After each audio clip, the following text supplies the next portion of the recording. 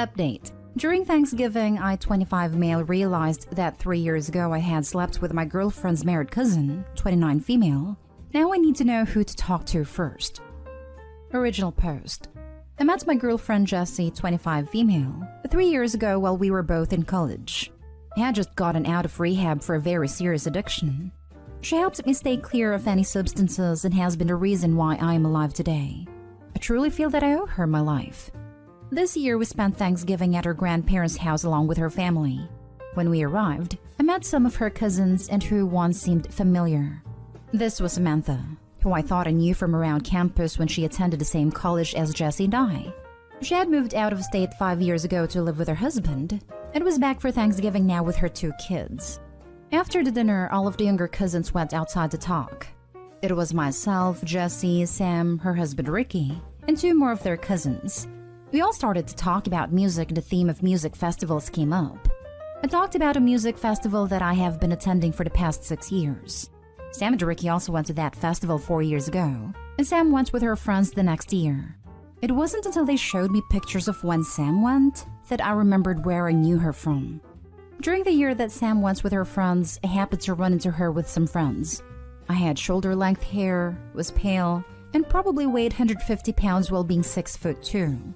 I now have short hair, tanner skin, with tattoos and with about 50 pounds of muscle. I am unrecognizable now. A lot of my memories from those years are pretty bad, but what I do remember is that when we met up with her group of friends, we all got really friendly. It was 3 girls and 4 of us. We had rented a suite for the weekend and decided to invite the girls over. Due to a mixture of coke, alcohol, and MDMA, I can't remember who had slept with who, but I think that I might have hooked up with Sam, and another one of my friends joined us, or I joined him. All I know is that myself and another guy did it with Sam one night, and my friends did it with her the next night. The worst part is that during those days I never wore protection, and I am sure that neither did my friend. I don't know if we finished inside her or not, but the possibility exists.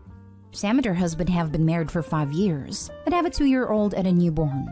I am definitely going to inform Ricky about what happened, but my only concern is what will happen with Jessie.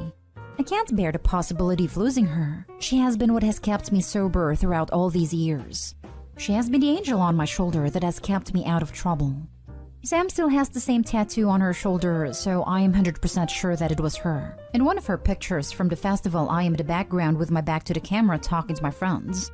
I pretty much have no evidence to support my claims, and if I confront Sam alone, she will just deny it. I'm sure she doesn't even recognize me. What do I do? Who do I talk to? Should I even bother? Now for the top advice before reading the update. I would talk to your girlfriend before anyone else. Yes, I'll talk to her today and ask what she wants to do. Stay out of it. This isn't your confession, it's Samantha's. If I'm reading the dates right, you didn't do anything you need to apologize to your girlfriend about, and you're possibly going to wreck the lives of 3 people if you blab. That would probably feel like trash if I just stayed quiet. Wouldn't you want to know if your wife hooked up with 2 random guys and let them finish inside her while you thought she was out with her friends? She put her husband at risk of any STDs. Thankfully, I'm clean and had already finished before my friend went in, but I don't know if he was clean. I admit that I hate the stay out of it comments whenever I see them. Telling someone is the right thing to do. Honestly, while I'm normally one for calling out cheaters, this could ruin your own life. Heck, the older kid could even be yours. And given the time that has passed, I would be tempted to let sleeping dogs lie. That said, the right thing to do is to come completely clean to your girlfriend and discuss with her the best course of action.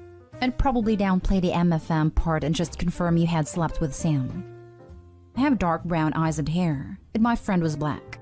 The kid is super blonde with a green eye like her dad. This is kind of hard to say what to do. You really have no idea what kind of relationship they have. Some couples enjoy this kind of thing. Clearly it isn't your cup of tea. I'd mind your own business on this one. If it's their cup of tea, then her husband won't mind being told. If it isn't, then he should eventually be glad to know the truth. The kind of people that tend to advise mind your own business are typically the kind that are apprehensive of the outcome for the wrong reasons, fear/selfishness. And now for the update. Although I only got a few responses, I was surprised at the fact that 50% of the commenters said to just keep it a secret. Personally, I kind of have morals, so I decided that I was going to tell Jesse, then tell Rick.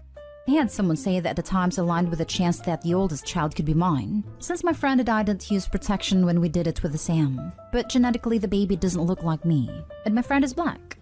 During early December, I got in contact with said friend and explained the situation. I asked him about that night. He wasn't able to remember much, but does remember that we didn't use rubbers with Sam and that we both finished inside her.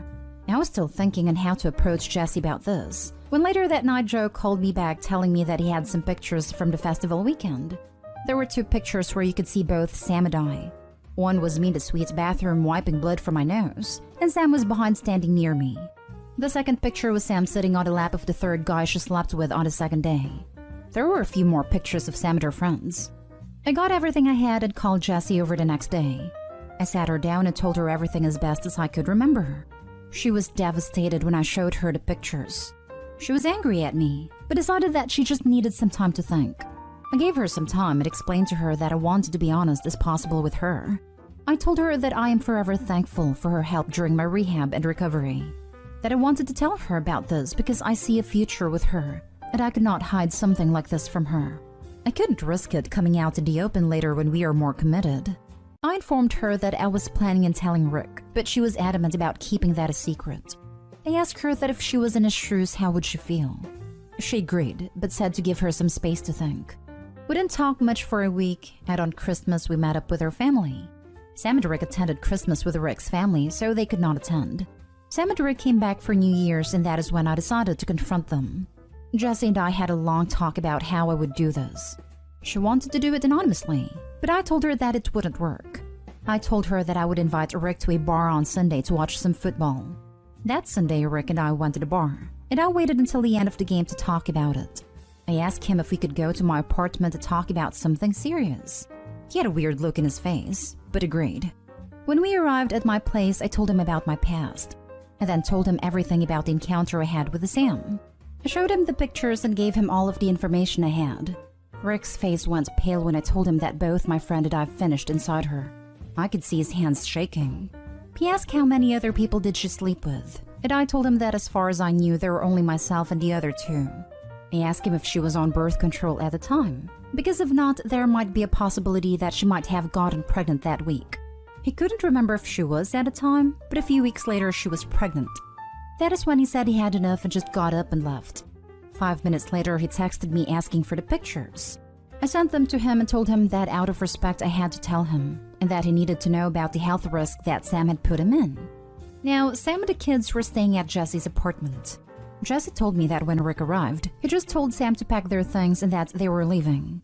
Sam didn't want to leave and asked why he was angry, but Rick just said they would talk when they got home. Sam was not having any of it and demanded to know why. They began to argue, and Jesse took the kids into their bedroom.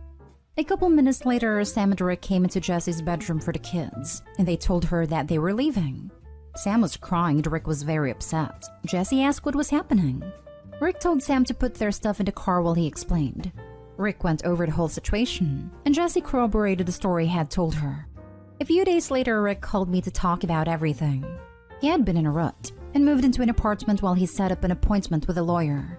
After getting home from the trip, Rick grilled into Sam about everything that happened. She started to confess, but only little by little. She had apparently had another affair a year ago while on a trip with some friends. Rick had sent for a paternity test for his oldest kid, but after a few days he sent another for his youngest. A week ago he posted on Facebook that he and Sam were getting a divorce, and that he is not the father of the youngest kid. Jesse's grandma really dislikes me now for ruining Sam's marriage, since she's old school Catholic and doesn't believe in divorce. Jesse and I have been working on ourselves and have been going to couples counseling to deal with this. It has been a bit rough over the past 2 months, but I feel good about my actions and I hope Jesse can understand. You did good, man. Real proud of you. Not many would have the guts to do the right thing.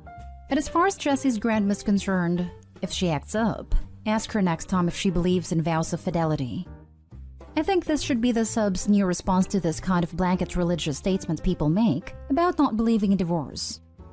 I'm religious myself, but there's a limit to everything naturally, and I most certainly wouldn't tell anyone to stay married if they want a divorce, whatever their reason may be. I'm just sick of people playing up the religious angle when talking about preserving marriages, while they're all too keen on ignoring the vows exchanged when said marriage was literally just starting. Or how they eagerly jump to overlook the vow about fidelity, respect and so on, while trying to force the innocent party to stay in marriage due to the in sickness and in health, or for better or for worse part of the vows. Sam ruined her own marriage. All you did was be honest. Grandma needs a reality check, and also to read her Bible more carefully because adultery is explicitly named as grounds for divorce in there. I will never understand that thought process. Don't blame the person who broke the vow of fidelity.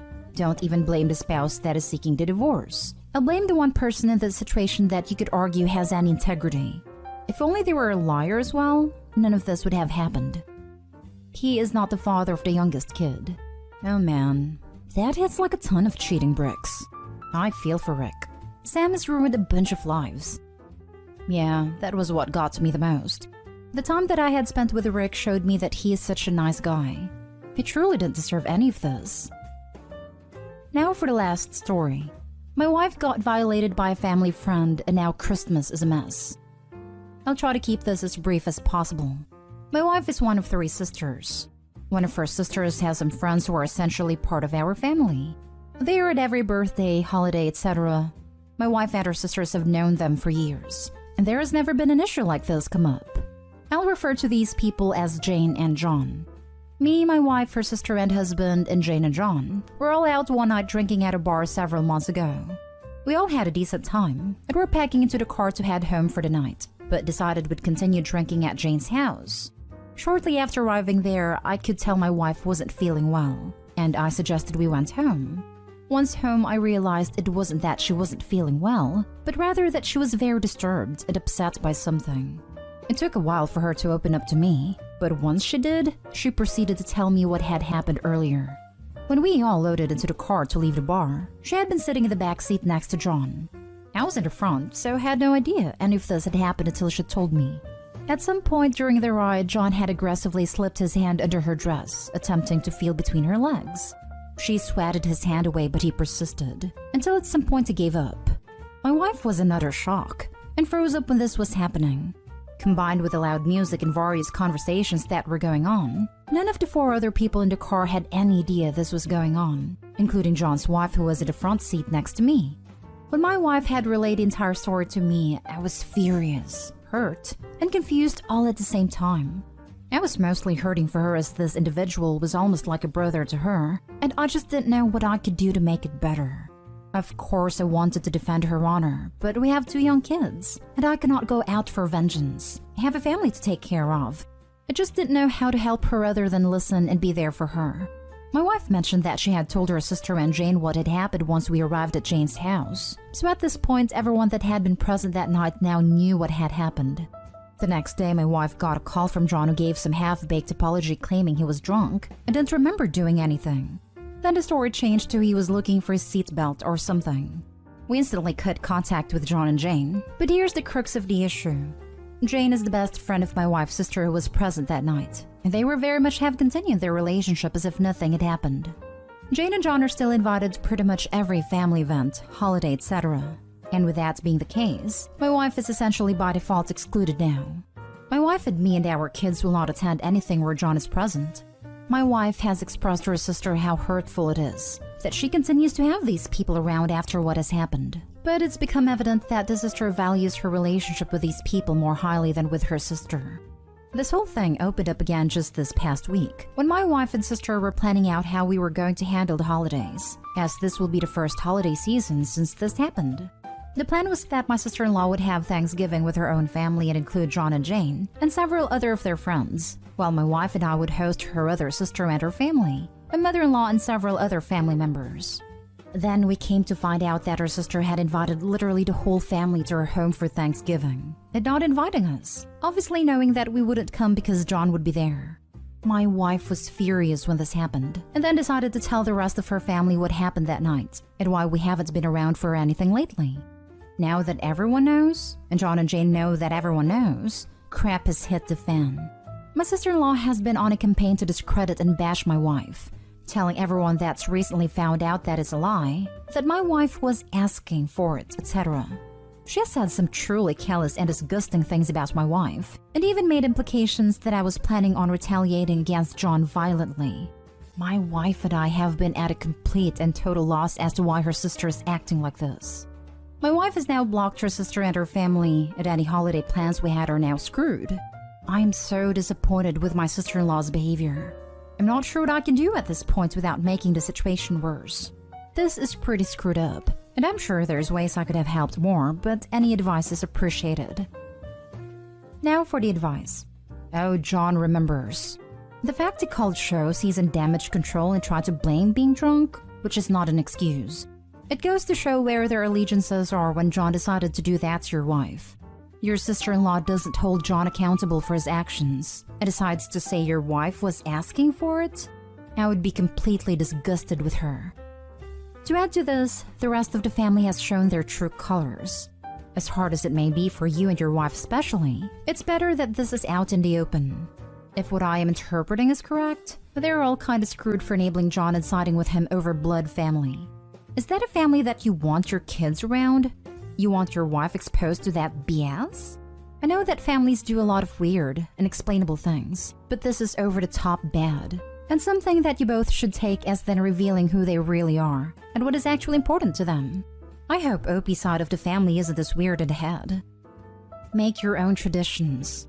Your sister-in-law sounds toxic, and everyone else that supports this kind of behavior is also toxic. Do something to make this year special without them. You can't change them, but you can move on. Organize your own event and invite the people who still are on your side. If they come or not is okay.